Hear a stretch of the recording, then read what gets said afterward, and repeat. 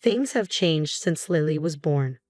I used to see Mark's face light up whenever I entered a room, but now I'm lucky to get more than a grunt before he dives back into his phone. His job hasn't changed. If anything, it's less stressful than before, but something in him switched off the day we brought her home. Another painting. That makes 3 this week. Mark's voice sliced through the air, sharp and critical, whenever he caught me setting up my easel. He used to admire my work. He even had my best piece framed in his office. Not anymore. It's not like I'm spending your money, I replied, trying to hide the tremble in my hands as I focused on mixing blues and yellows on my palette. Each word felt like a punch to my gut. Could have fooled me. Look at this place. It's a disaster, he snapped, scanning the room, his eyes zeroing in on every toy and blanket out of place as if they were evidence of my failures. I'm with Lily all day, and she's a handful. I fought back, my voice wavering. Maybe if you helped a little around here. Help with what? You're home all the time. You deal with it. That was our deal, remember? I make the money, you handle the rest. Not my fault you can't manage. He cut me off, leaving no room for argument. Every night ended the same way, with him turning away, dismissing me with a scoff. As he left for work, Lily would tug at the hem of my shirt, her little eyes wide with confusion. "Daddy mad?" she'd ask, her tiny lips quivering. "No, baby, Daddy just has a lot on his mind," I'd reassure her, pulling her into my arms and trying to smile for her sake. "Here, help Mommy choose the colors." Together, we'd paint, her laughter drowning out the bitterness in Mark's tone, creating a world of color that felt like a refuge. I knew my paintings were good, not out of arrogance, but because they were the last remnants of a time when I felt confident and vibrant.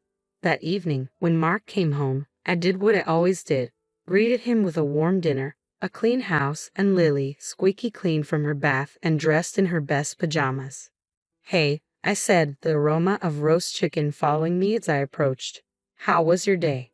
He grunted in reply, shredding off his coat and tossing it onto the couch. His gaze caught mine, then fell on the easel in the corner of our living room. "Still haven't gotten rid of that junk, huh?" "It's not junk, Mark. I'm working on something," I responded, wariness seeping into my tone. "Looks like a waste of time and money. You could be doing something productive," he said, walking past me to the fridge without waiting for an answer. Productive, it seemed, meant anything that made money or made his life easier. I guess I was doing neither to his liking. "I'm doing something," I said, my voice firmer now. "I'm raising our daughter and trying to hold on to something that matters to me. My painting matters to me." He didn't even pause, just opened a beer and took a deep swig. "Call it what you want, Grace. To me, it looks like you're just filling time and making a mess. I'll have to pay someone to clean it up." The sting didn't come from the unkindness of his words. I was getting used to that. It came from the dismissal of my dreams and passion. There was no place for them in Mark's world anymore. "Dinner's ready," I called out, feeling like I was putting on a performance. I stood there with trembling hands as I served the meal. Mark's parents, seated like judges at the head of the table, barely noticing my effort to create a warm, hearty meal. Their eyes were fixed on the easel by the window. "What's this then?" Mark's dad, George, a broad man with a booming voice, jabbed a finger toward my unfinished painting. "Oh, that's just something Grace has been fooling around with," Mark chuckled, waving a dismissive hand before taking his seat. "Real high-class stuff, right?" Laughter rang out, but it felt like a knife cutting at my nerves, laughter that didn't reach their eyes. My, we have an artist now, do we?" Mark's mom, Patricia, chimed in, her voice sharp enough to slice steel. "Why don't you show us your latest masterpiece, dear?" George bellowed, his smile more of a challenge than a gesture of interest. I stood frozen in place, heat creeping up my neck. "It's not done yet," I muttered, but Mark was already striding over to the canvas, grabbing it with far less care than he'd use for a dish towel. "Look at this, folks." Mark laughed, flipping the canvas around like he was unveiling a letter on Wheel of Fortune. "It's supposed to be a landscape. Can you believe it?"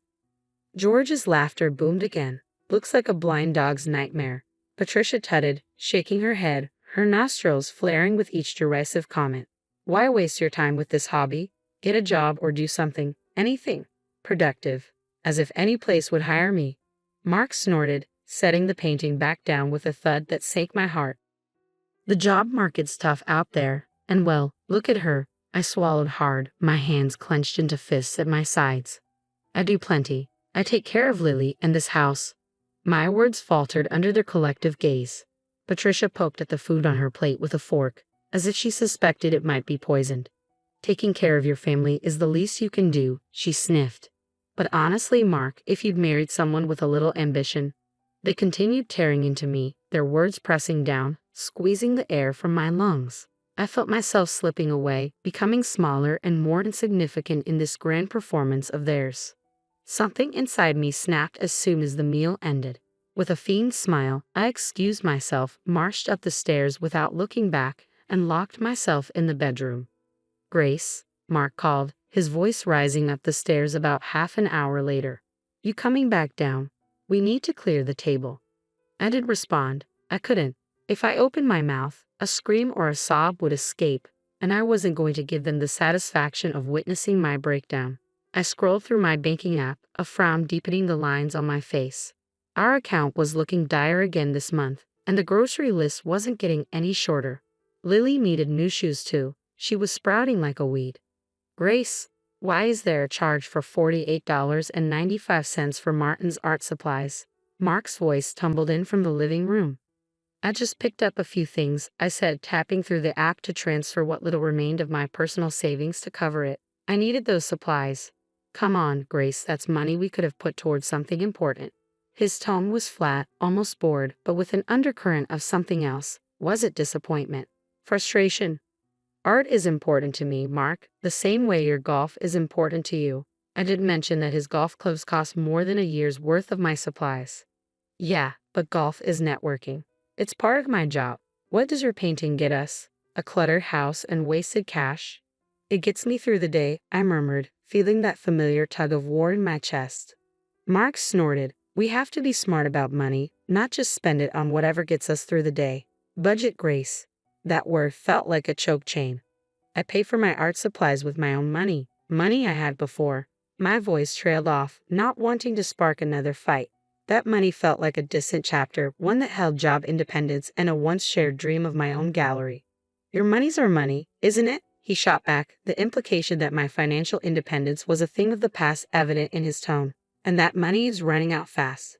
Later, at the store, I opted for the cheaper brands, counting every cent, every compromise. I picked up the smallest tubes of paint, the ones I could slip into the cart without drawing any raised eyebrows.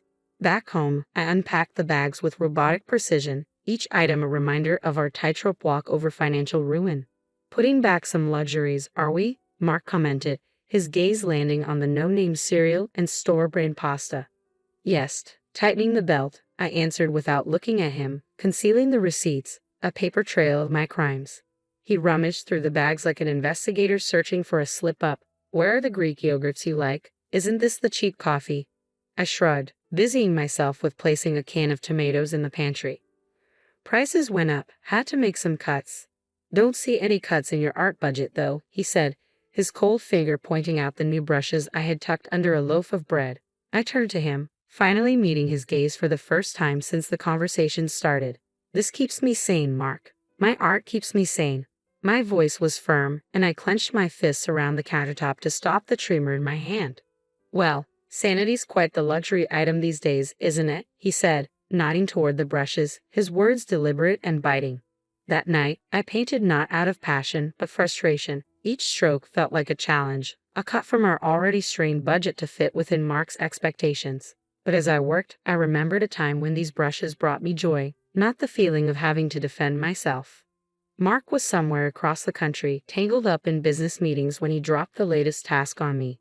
His voice buzzed through my phone, sounding distracted, as if he was already halfway out the door. Grace, you've got to put together a birthday present for my boss's wife, Clara. Her big day's in a week. Okay, do you have any cash set aside for that? I asked, squinting at our already tight budget displayed on my laptop screen. Nah, you figure it out. Just make it look like we put some thought into it, he muttered, sounding preoccupied. Hang on, you want something nice. But I'm supposed to magic up the funds for it. I could feel a heat rising in my cheeks. You always find a way to make it happen, Grace. With that cheerful little line, he was gone.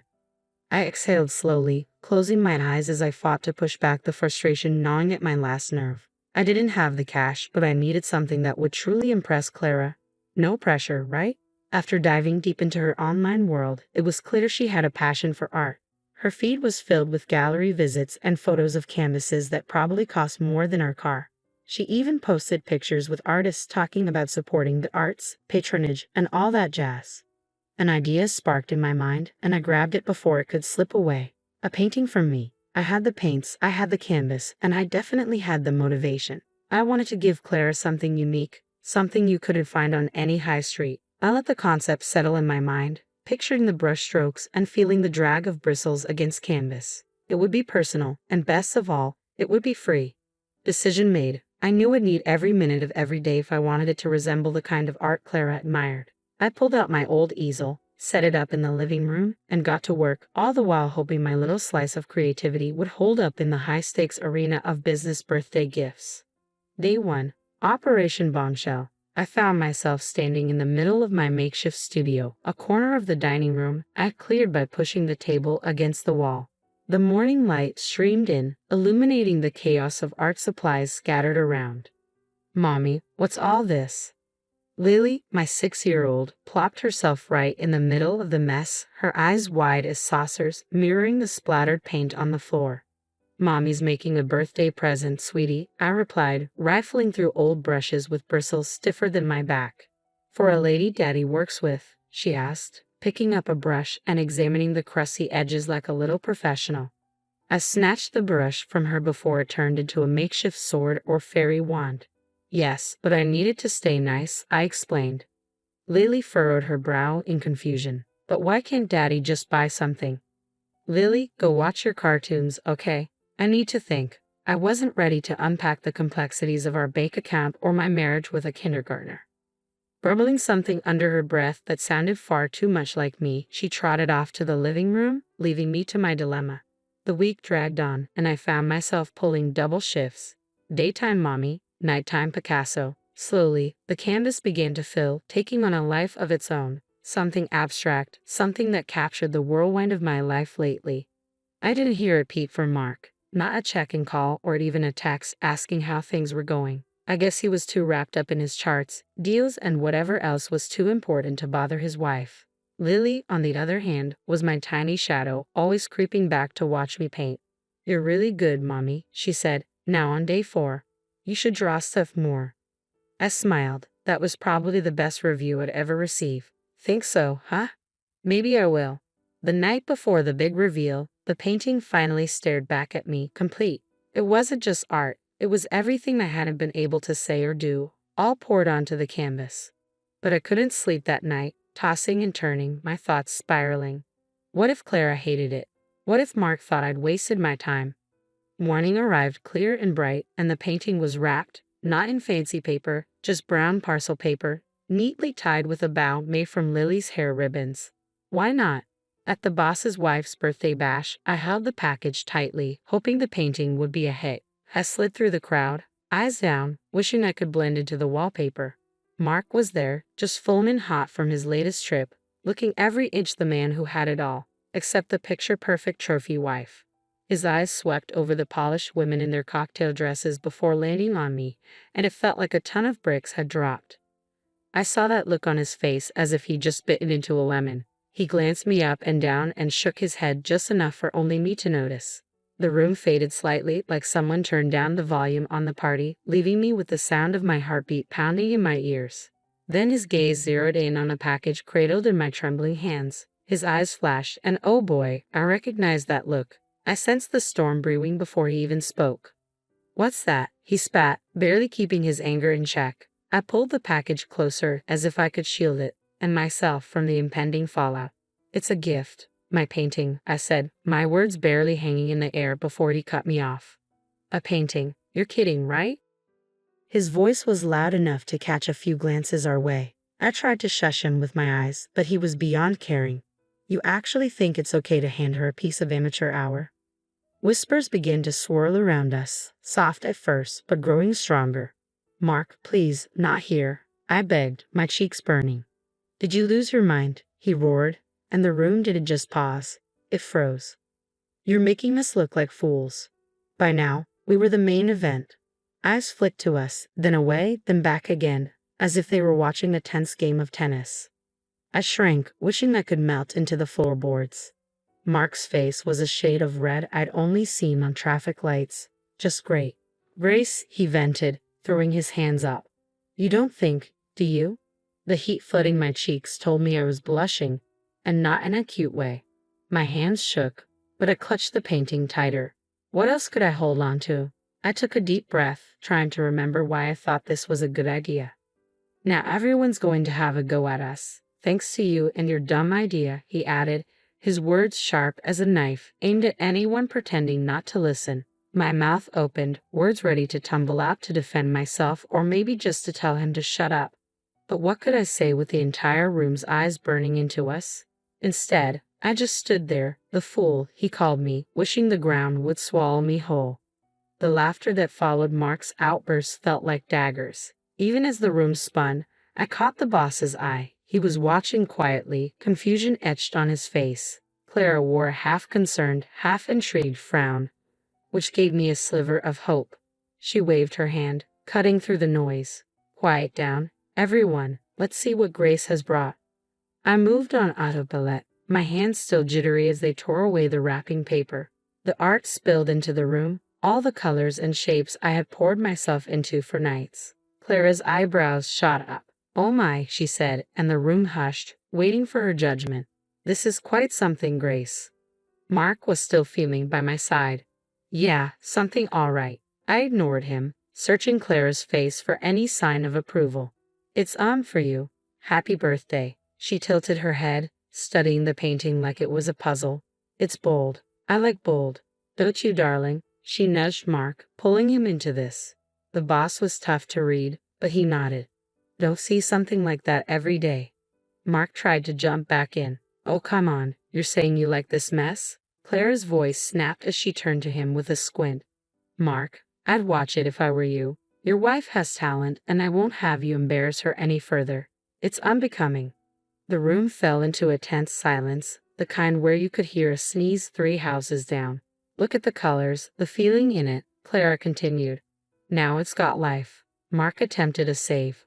Well, sure, if you like that sort of thing. But Clara cut him off. I do. It's decided. This goes right in the foyer. I blinked. Was this actually happening? You sure, babe? The boss chimed in. It's not exactly. Clara shot him a look, and he trailed off. Standard. Right, it's unique. She extended her arm toward me like a beacon in her high heels and overpriced suit. See? Thank you, Grace. This here's a real gift, folks. It's got soul. Just like that, the murmurs started up again. But this time, they were different. People were nodding, some even looking at me with what felt like respect. Clara still held my painting like it was a treasure, turning her eyes back to me. So, Grace, she said, drawing the room's focus, ever thought about showing your work in a gallery? Mark let out a scoff. I heard it, but my eyes were glued to Clara. Nah, who'd want to see my stuff? Don't worry, Grace. I would, and I know people. Clara's voice was firm, her eyes sharp. Mark tried to laugh it off. Come on, Clara, she's just dabbling. Clara quirked an eyebrow at him. So she dabbles better than some pros I know. What's it to you? I swallowed, feeling like I was teetering on the edge of something big. I don't know. I've never... What's to know? You jump in, I'll help. Clara's look was commanding, not asking. A nervous giggle slipped from my lips, wild-sounding even to my own ears. Sure. Good. It's settled, then. After that, whispers flitted around like moths to a flame. People who barely gave me the time of day were now hanging on my arm, talking about my work. It felt surreal, like walking through someone else's life.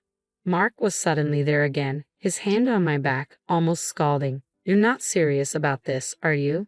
There was an edge in his voice, like a knife threatening to cut. I turned to him, feeling the weight of the crowd and the pull of something new.